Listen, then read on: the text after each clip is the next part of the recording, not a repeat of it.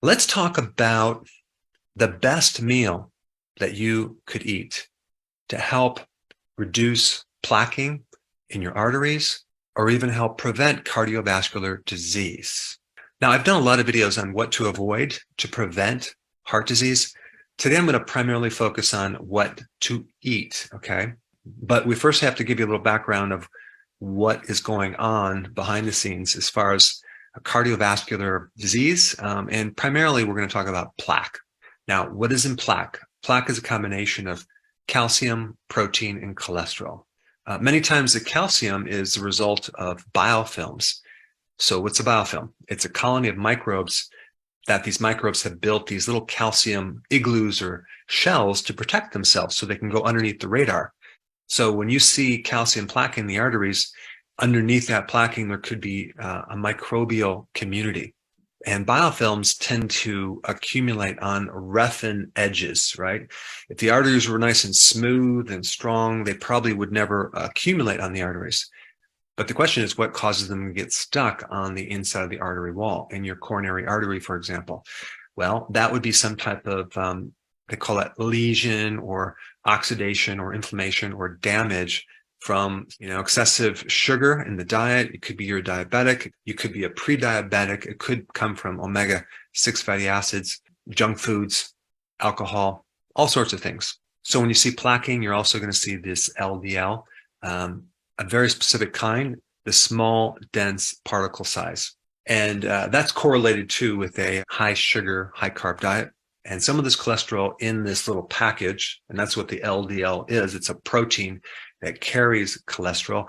Cholesterol doesn't exist as cholesterol in the arteries like free floating. It's always in a little shuttle bus. But the cholesterol is coming in the form of Band-Aid with the cement, the calcium. And then also you're going to get fibrous tissue, like a protein cement that kind of mixes in with the calcium and the cholesterol as a Band-Aid. And then you'll see like a thrombus or a clot forming too in that same area. So given that information, what can we do to prevent, slow down, or reverse this situation? All right, there's several things to know about this. One of the controlling vitamins with calcium is vitamin K2. Vitamin K2 drives the calcium into the bone. Without enough K2, calcium tends to develop in the soft tissues of the body, not just your arteries, but also in the joints as well. And there's one more point about biofilms. There's some interesting things about biofilms, especially when we're dealing with plaquing in your arteries. There's several studies that I found that links periodontal bacteria, the bacteria in your mouth, this pathogenic bacteria actually ending up in the plaquing in your arteries. I mean, that's interesting because what are these periodontal bacteria? They're pathogenic. They're in your mouth, doing in your heart. Okay. Now you have to realize, like in the mouth, you have over 700 different species. Okay. Not just bacteria, but different types of bacteria in your mouth. And one of the reasons why the bacteria can actually go through the pores, through your gums and into your bloodstream is the same reason why bacteria can leak from your intestines into your bloodstream. That's called bacterial translocation, where bacteria is moving through the wall because there's increased leakiness or permeability. And a lot of times that leakiness comes from a vitamin C deficiency. And this is why when people are deficient in vitamin C, they might get bleeding gums. So that allows the microbes to go right through these little holes into your bloodstream. So high vitamin C foods are definitely necessary for this meal. So foods with large amounts of vitamin C would also be a good thing. Then we have vitamin E, okay? Vitamin E in relationship to keeping your cardiovascular system intact is very, very important. First of all, it helps prevent those lesions on the inside of the wall of the artery called endothelial tissue. When you're low in vitamin E, which is a very powerful antioxidant, you can get a lot of oxidation and inflammation. So vitamin E is very important. Also, it's important in the heart muscle itself, keeping your oxygen high and preventing an actual heart attack. So we have vitamin K2, very important, vitamin C, very important, and vitamin E. And the other important thing with the heart, especially to avoid that lesion in the artery is to keep your omega-6 fatty acids very low and keep your omega-3 very, very high. So a really important thing in this meal should be omega-3 fatty acids, okay? All right, so what should this meal look like? Well, let's start from the top, omega-3 fatty acids, okay? What food is very, very high in omega-3? And that would be wild-caught salmon. So if you include salmon in this meal, okay, you're going to have a good amount of omega-3 fatty acids, which is going to support the arteries as well as the heart muscle itself. And having enough omega-3 will decrease your inflammation as well in your arteries. And doing that can actually lower blood pressure as well. All right, there's something else that I think is very, very important in preventing and even maybe reversing some of this plaquing in the arteries. This thing has like 7 times the requirements of vitamin C. It also is one of the most microbial dense foods that you can eat, giving you a strong probiotic effect with high levels of lactic acid bacteria. Now, let me just kind of discuss lactic acid bacteria. It's not just one bacteria. It's a group of many different types of bacteria that is usually involved in fermentation. And so the food that I'm talking about is sauerkraut, okay? That is a fermented cabbage product. And sauerkraut is loaded with this lactic acid bacteria. And lactic acid bacteria as a standalone thing is very interesting because it can act as an ACE inhibitor to help lower blood pressure. It can inhibit biofilms, which is very, very cool. It can decrease the risk of cardiovascular disease by supporting your gut. There is a huge relationship between a healthy gut with the right microbes and a healthy heart. Also, this lactic acid bacteria can help regulate LDL cholesterol, especially the small, dense particle size LDL. And having enough of this lactic acid bacteria can enhance your production of secondary bile salts, which can help the absorption of more vitamin E, vitamin D, and vitamin K2. All 3 of those are fat soluble and can greatly support the cardiovascular tissue.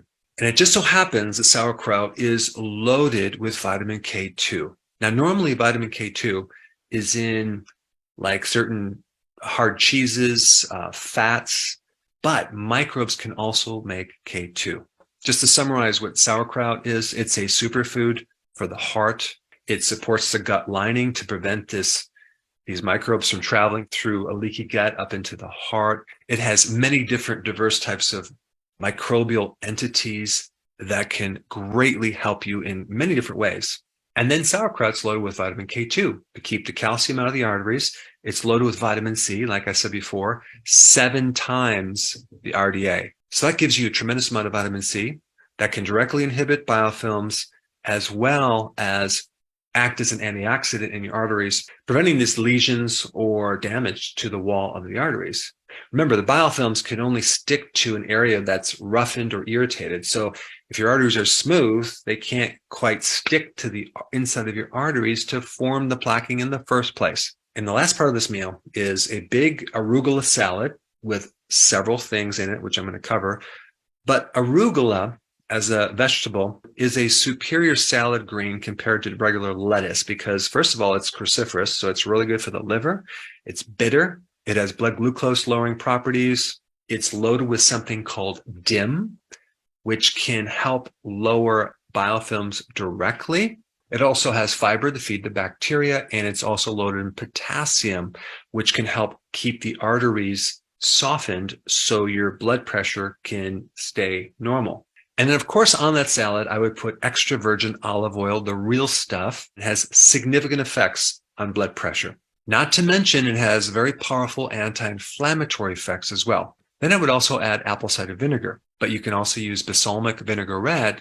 But the acetic acid in the vinegar has many properties to help lowering the risk of cardiovascular disease. It's great for helping regulate your blood sugar. It can help regulate your cholesterol.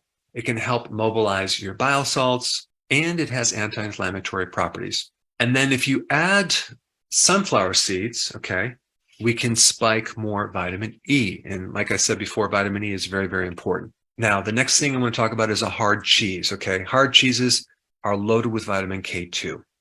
And the type of cheese I would recommend is called Parmigiano. Now, I probably did not pronounce that exactly like I should, but the American translation from Italian is Parmesan.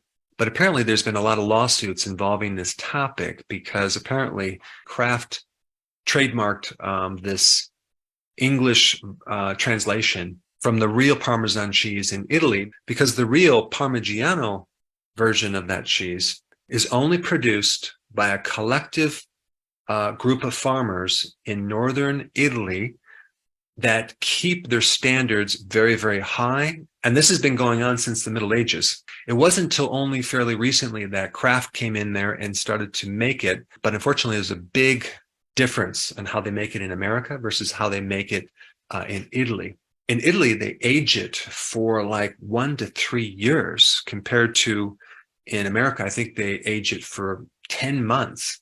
And the Kraft's version of this cheese definitely does not have to abide by the same policies and rules and laws than the authentic cheese in Italy has to abide by. And the other thing you have to watch out for in this Americanized Parmesan cheese is that sometimes they add this filler of cellulose, okay, which is wood pulp. So what I would recommend is get the authentic type from Italy and shave it on your salad. I do it every single day. That way you have a delicious cheese that's loaded with vitamin K2, and it's a great amount of protein. There's probiotics in this product, and it's an incredible product. I actually went to one of the farms where they create this cheese, and I was blown away at what they feed the cows to make sure the microbes are just right, and the soils that they grow the grass on for the cows. They don't get fed grain. It's all grass. And the amount of work that goes in to make this cheese and keep it a really standard process is mind-blowing. And the last thing I'm going to recommend to put on your salad is garlic. Okay, you can use powder, you can use actual garlic, you can use fermented garlic, but garlic is great for the heart. It actually can thin the blood. If there's a chance that you are at high risk for clotting, it can help lower your blood pressure. It's antimicrobial, anti-biofilm, and the list goes on and on. All right, so now that you have that information, I think the best, most interesting next video for you to watch would be the one on biofilms in your mouth. Check it out. I put it right here.